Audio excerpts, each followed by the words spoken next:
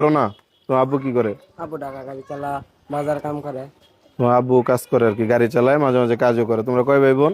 তিনজন। এই যে যে সারাদিনে ভাড়া ঠাড়া মারো, কি করো এই টাকা দিয়া? এই টাকা আমার কাছে নিয়ে দিই। তোমার আম্মুর কাছে দাও। কয়েকটা আমার আজকে কয় টাকা ভাড়া মারছো? 190 টাকা। দেখি একটু।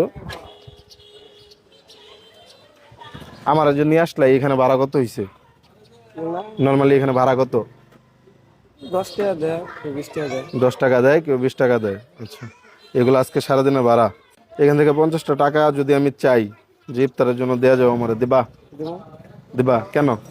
এমনি আপনার কাছে টাকা নাই, ইফতার করবেন, রোজা রাখছেন। আমার কাছে টাকা নাই, ইফতার করে রোজা রাখছি, এর জন্য একটা সত্যি কথা বলি।